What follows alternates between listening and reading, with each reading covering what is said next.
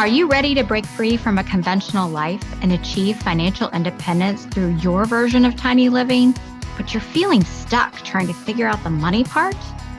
Does the pressure to conform to societal norms make it even more difficult to embrace an unconventional lifestyle? Well, you're in the right place.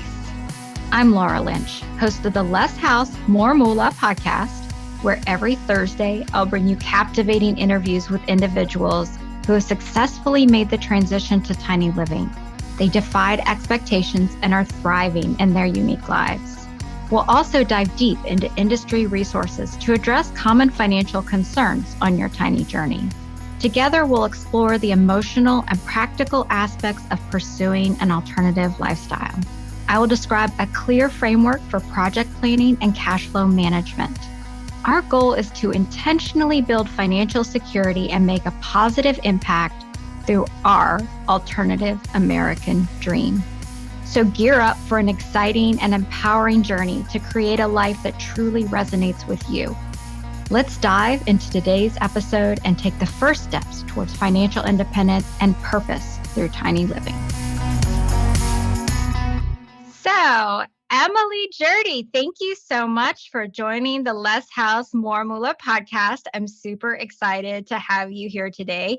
You and I first connected through Instagram, and I'm really excited as we get into this to hear more about your book that you wrote, Minimalist Living for a Maximum Life, which I take it you wrote during your journey of going tiny. So we'll get to that.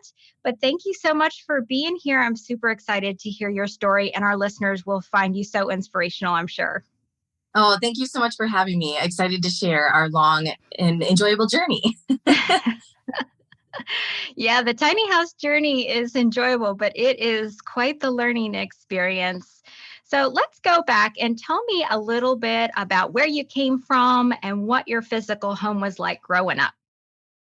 Yeah, so I grew up in Bloomington, Minnesota, and it was a very large home on a lake. It was beautiful. I mean, we lived in the suburbs, and I got to, just be in nature on the lake and in climbing trees and walking around the woods. And it was actually a really great experience. But then, when we bought our own home, that's when everything became very real, and having our first child. And I was like, wow, this is like a lot of upkeep.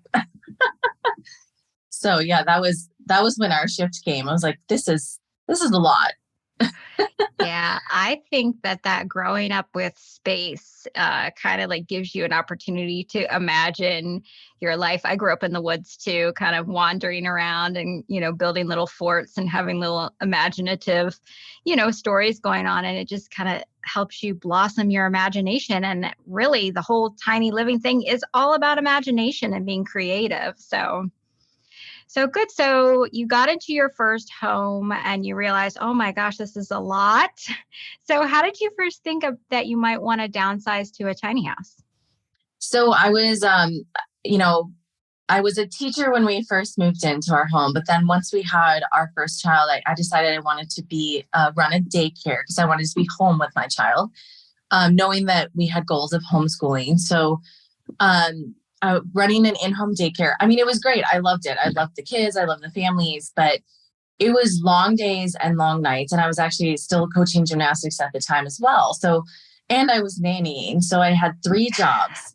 And in retrospect, it's hilarious, right? Because like, it was actually so much more affordable to even live then than it is now. So gosh, I don't even know how people are doing it right now, but so anyway, yeah, I actually ended up getting Hashimoto's because I was up all the time and cleaning and cooking and getting things prepared and doing lesson plans. And my whole, my physical body actually just was like, no, we can't do this anymore. My husband was in getting his master's in business at the time. And he was working 2 jobs, and I was like,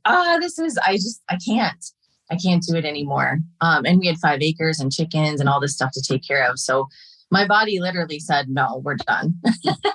So, then we just kind of, I think we just watched a TV show, and then I was like, that looks fun. And ironically, we've never even owned a camper or anything. So it was just like, so I started researching, started watching shows, started reading, I started talking to people, got connected with some builders in Minnesota. There actually were a couple. I was shocked because at that time it was very much, on the West Coast for the most part. So yeah, that's kind of how it all started. I just physically couldn't keep up. That's so interesting because it sounds like that you all were doing all the things that you're supposed to do, furthering education and, we this, idea with women that we can have it all and we can have the career and be with our kids and do the cooking. And especially in sort of the homesteading idea, having that chickens and garden and like all the things. It's like, it is a lot. And yet our bodies need rest, right? We need to balance. And so I can see how having less house helped you create some balance. So tell me about how your book came to be in this process and all of the lessons that you share in your book, because it's not just about having a tiny house. There's other parts to your book as well. Yeah. It was, I felt like, well, while we were experiencing the downsizing part, that kind of sparked it. I wanted to write down like how we decided what was valuable for us in life, because that was really the hardest part. It's almost like a spiritual journey of letting go. And you don't realize how attached you are to your things until you start getting rid of them. So then it was a really like inner journey of what do I value? I guess it was, and maybe I thought it was like pictures, right? Because I was obsessed with taking pictures. So I have like these bins and bins and bins of photographs. But then I was like, well, now in the digital, I just aged myself there. I had actual printed photos. So yeah, I was like, well, wait a minute, it's the digital age. I can always just scan in the ones I love and then create like a one book.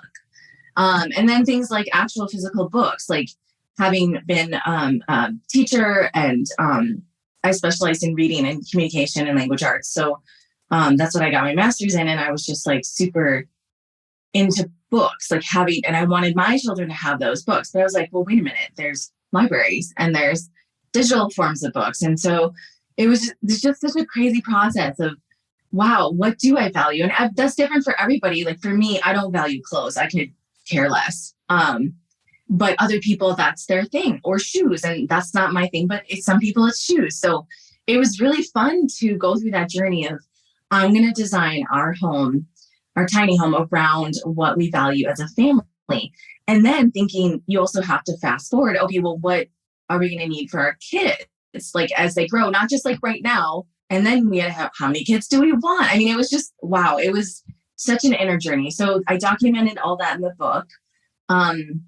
And yes, I expanded on it because that was such a small piece. That was only like half the journey. Because then it came into, okay, well, now that we're going to move forward and have this flexibility, like what else in our lives needs to be downsized? What do we need to rethink? And we were already eating organic because of my autoimmune. I was like, wow, we need a reset. So yeah, then I just elaborated into like what other things in our life can we minimize? Let's get back to the basics, right? So I found, things for our bodies, like skincare and hair care and things that are just the basics, right? Like apple cider vinegar, coconut oil, like just getting down to like, what are the core ingredients that we can use? So yeah, the tiny house journey really expanded into our whole life, which was unexpected, and I'm very happy it did. Yeah, I love that you talk about the values piece, because I feel like that has been so fundamental to our downsize, is understanding what are our core values. And my husband and I went through a journey where we sat down with a list of values. It was a Brene Brown list of values, and like sort of circled our top 3 and then had a really robust conversation about it, which is something that we don't, generally kind of dig into unless you're being intentional about it. And just that discovery process helped us so much in figuring out what does our future look like moving forward, understanding that your value is this and my value is that, and how do we sort of navigate around each other and how do we appreciate each other's strengths through that. So I love the values exploration, and I really think that that'll be something for anybody who's going through a transition they're going to have to kind of get down to, because otherwise you just don't really understand how all the values are tied into what you're doing. And it can probably be a more frustrating process if you don't understand yourself deeply. Yeah. Yeah. So you mentioned your family and growing your family. I think probably one of the things that people think about when they look at the tiny house option is whether or not that they can fit their whole family in there. So tell us about how tiny living worked for you as you grew your family. Yeah. We started off when we started off, our son, by the time it actually got finished and we got it settled in a spot, because it took over a year and a half to build. We had a professional builder build it. And we built it all non-toxic. So it took a little bit more time to get materials and stuff.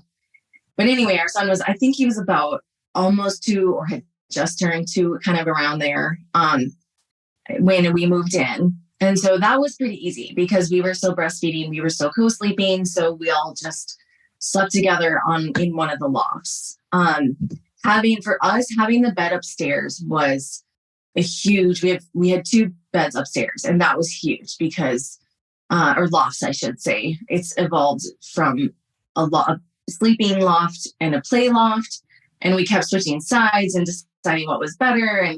And but now it's 2 sleeping lofts. But yeah, that was kind of the evolution of the beds. But now in retrospect, if we had stayed in it with 2 boys, I mean, thank goodness we had 2 boys, because if we had a boy and a girl, that might change it. And we would have wanted 3 sleeping areas versus, so we probably would have done the gooseneck if we really thought about it. So all these, I mean, it is what it is, and it totally worked out. But just for people who are thinking families, really having 3 sleeping areas would have been smarter. But at the time we're like, oh, whatever, they'll just share their room. And then, well, we all know how that goes. They only share for so long.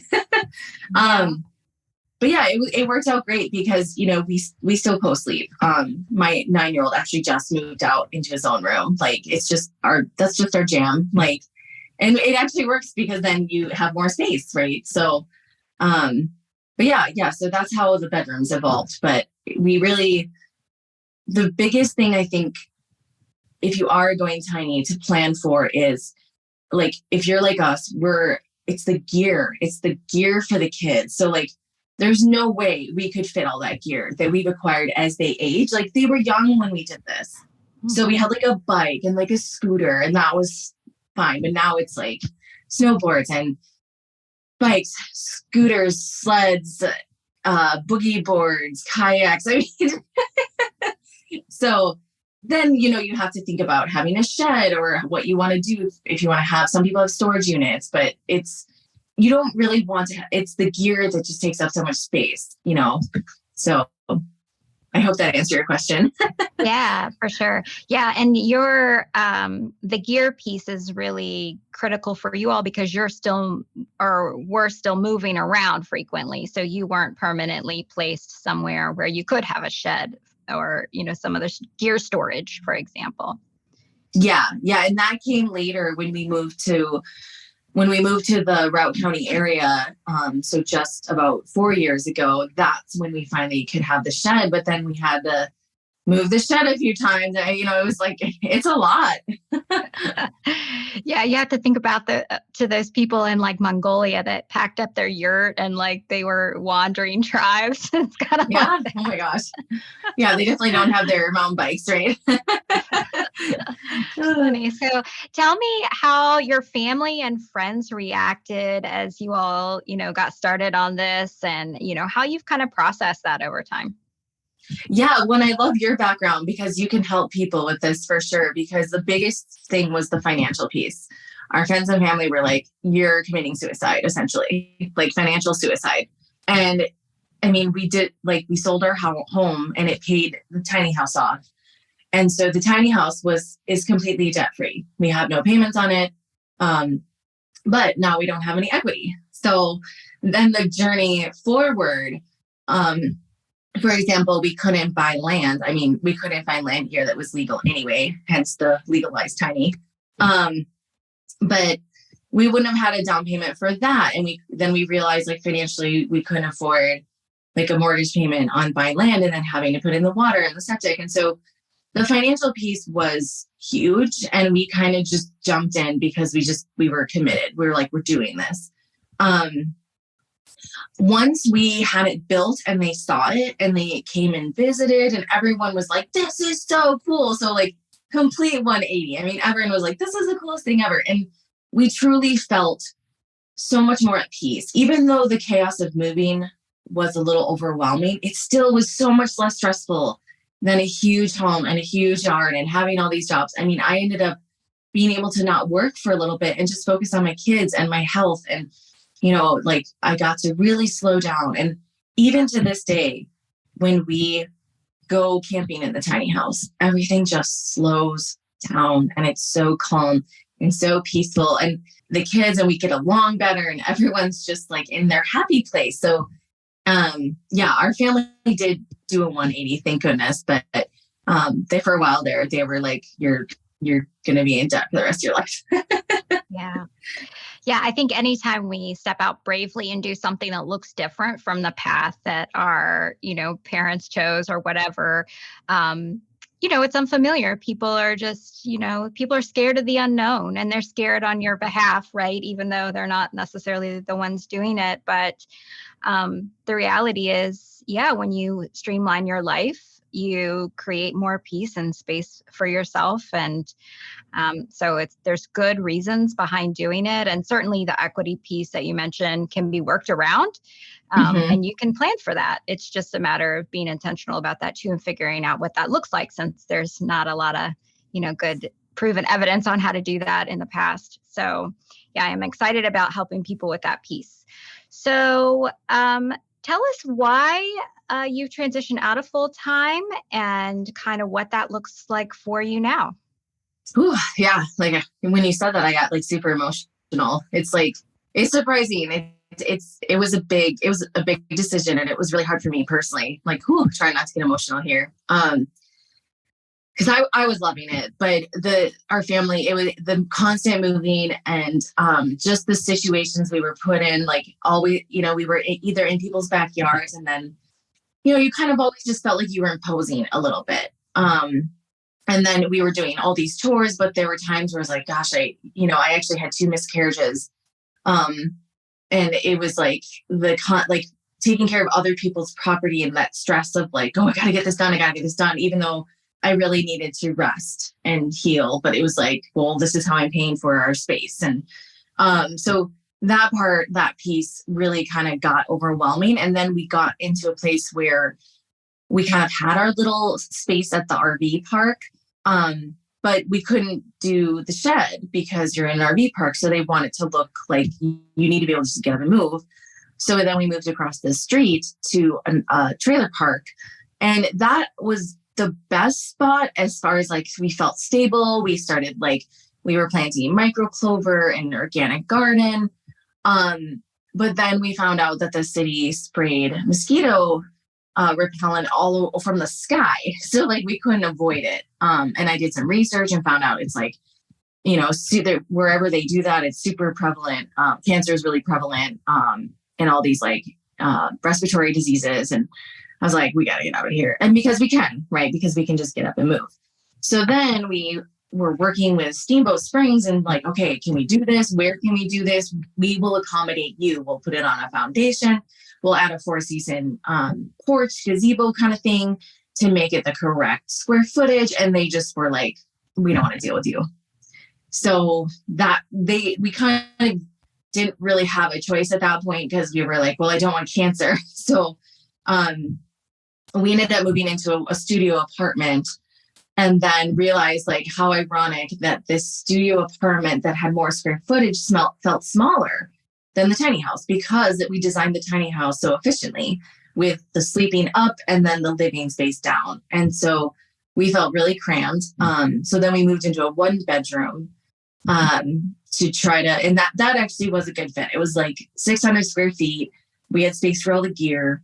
And that was a pretty good fit, but it was an emotional journey because we kind of didn't really have much of a choice. At that point, we kind of like exhausted all our options here in this county as far as like a place, and none of the places were legal. We just didn't, well, the trailer park was and the RV park, but before that, people just kind of turned a blind eye and were like, it's fine.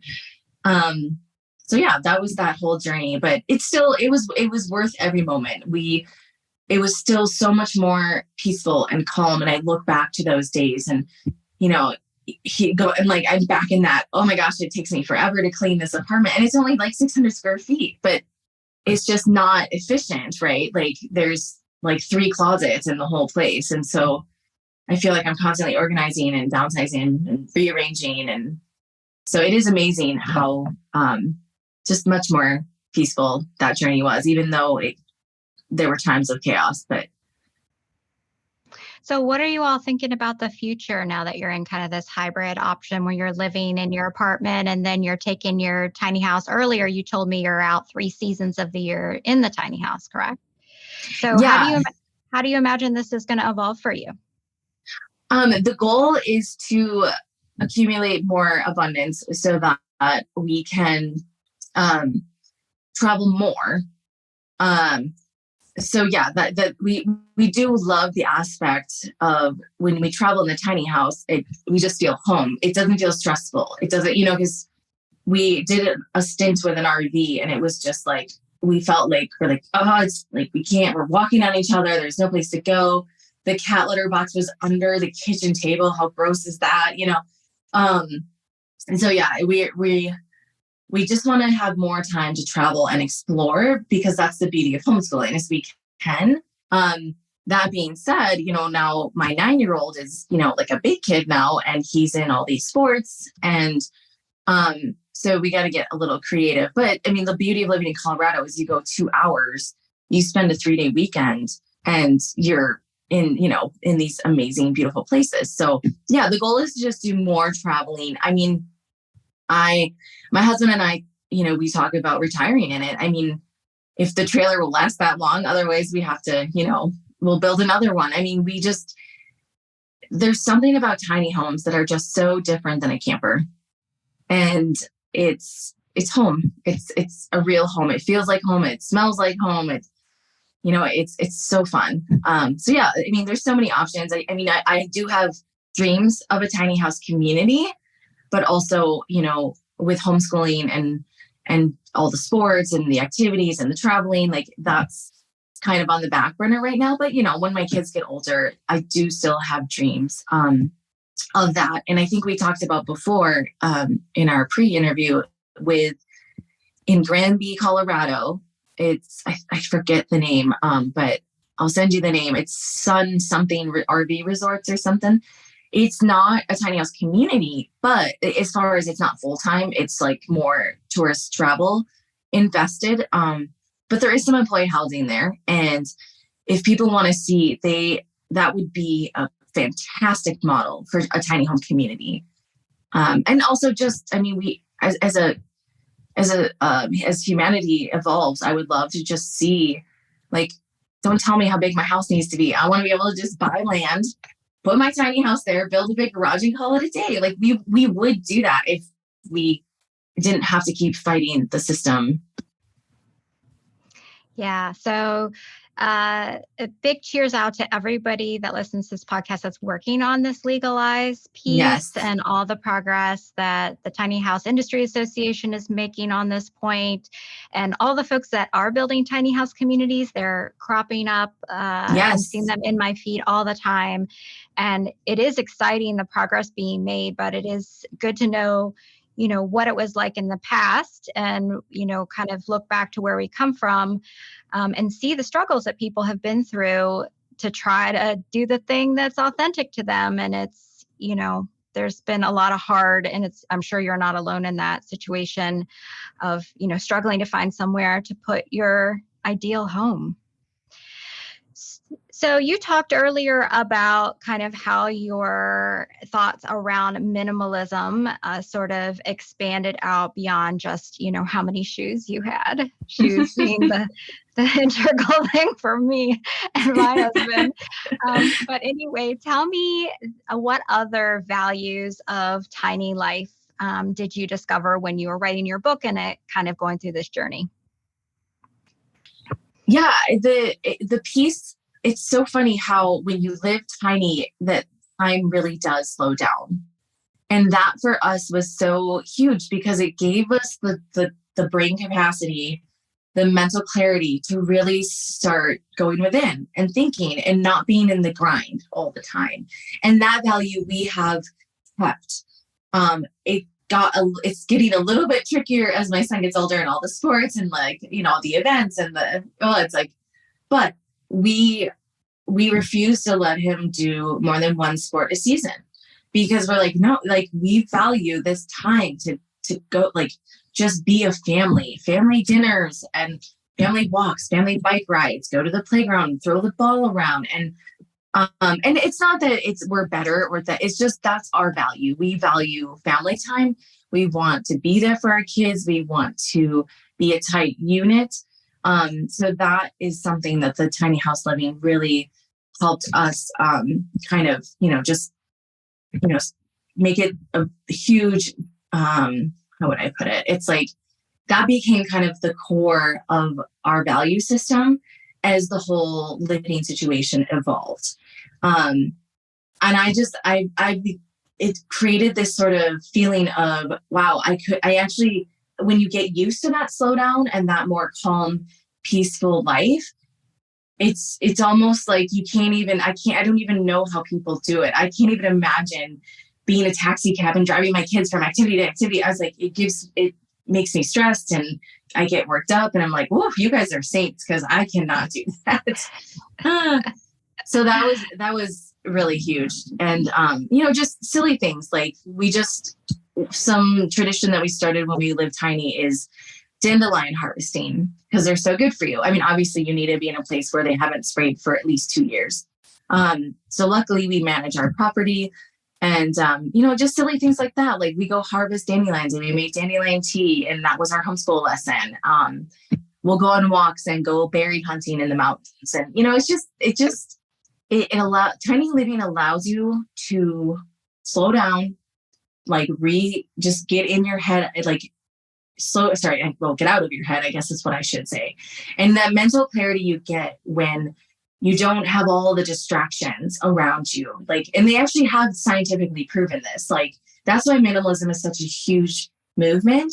I actually need to work on our place right now because the kids have sort of like there's shelves of Legos and and hockey gear. And so, that mental clarity that comes with cleaning your space is a real thing. And it really helps us, settle down and rethink what is important for us as humans and as a family. Mm-hmm. Yeah, I think that the world, society, the screens, they like to tell us how busy we should be and like to keep us running from thing to thing in order to do the American dream the way it's supposed to be done. And when you take that rebellious action of moving into a tiny house, you kind of say, hey, I'm not going to follow this path that you're, telling me that I have to follow. And maybe that gives you confidence to be a little bit a contrarian in other parts of life too, like, only one activity per child at a time or what have you. So yeah, when we kind of take that brave move of creating a different life for ourselves, we get to make up our own rules. And I love that about tiny living. So you have shared with us earlier a little tip for folks that are thinking about going tiny, especially about the values piece. What else do you have to say? And I know you sat on committees and other things. So you have a lot of wisdom to share on this point. For people that are exploring this option, what are some, 1 or 2 key things that you think they should know? Yeah, absolutely. So as you said, the tiny house movement is really shifting right now. And there's a lot of different opinions on, the whole certification piece is huge, right? And there's so many different certifications, which, it's hard to say which way it's going to go. You've kind of got this whole like, well, let's just make them kind of like a certification that's more like a trailer home, or let's make them their own certification that it's like a RV hybrid-y kind of thing. And then let's just make them RVs. And so you kind of, and there's probably been more. I mean, I've been a little bit removed the last 2 years with having the second child, but it seems like there's just, it's kind of like this dance about what's going to be the best direction. So if you're thinking of going tiny, you really want to think about, like, as you said, where do you want that home? What's the long-term goal? Like, are you just going to travel in it? Or do you want to buy property? Or do you want to like step into a trailer park or an RV park? So those are the kinds of things you want some sort of certification that's going to get you to that next step. Now, the great thing about tiny homes is you can just renovate them. So like, it's not like, oh no, I picked the wrong one, right? Because just plan in some extra cash that you may have to renovate. We did not have a certification because we were so early in the movement that there was only like 1 or 2 options. And I was like, I didn't know there was no value in it for us. It worked out for us but when we go to an RV park, we say we have a custom RV. So make sure, don't say the word tiny house because they'll be like, no, thank you. You go away. It's worked for us. I have heard of people getting there and being denied, but that's not been the norm for the most part. So trust your intuition on that one. But for sure, certification is going to be kind of like your first step. And then next, you want to really decide, as I said earlier, like, are you going to be growing into this? Like planning for the future? Because I see a lot of these tiny homes and, it's got to be as tiny as it possibly can. Yes, it's more affordable. And maybe you're doing a step-by-step process, but a lot of people, they're single, but then, who like 3 months down the road, now they need a spot for 2 people. So being really mindful about maybe you don't want 30 feet, but maybe compromise at like 22 or, and the size really matters too for travel. We have 28 feet. It works for us for travel, but now we've outgrown it as far as living in it full time. But 28 feet also feels much more comfortable with now driving it around all the time. So I am thankful that we didn't do like 35. Our truck is already pretty much, we have a dually Ram. I forget what the number is, but it's, huge. And we're topping that truck out with the 28 footer. So those are some things you really want to think about. Like, do you want to be pulling this? We hired the first 5 years in the tiny house. We had a professional company come with a semi and drive it where we needed it to go. So those are some other things. You don't necessarily need a truck. So those are, I think, really that's the biggest thing is like, do you want it more travel savvy or do you want it to be in one spot, but also knowing that it's good to have both options because like us, it was pretty much sitting for 5 years, for a year at a time, it was in its spot and we skirted it and it was great. But then now it's great because now we have the capacity to also just travel in it. So we're thankful that we didn't have that much pre-thought, but hopefully this will help people have a little bit more planning. Yeah, that's great. And, the thing is that we know that life is so hard to predict and, you can be on one path and then all of a sudden, something else changes for you.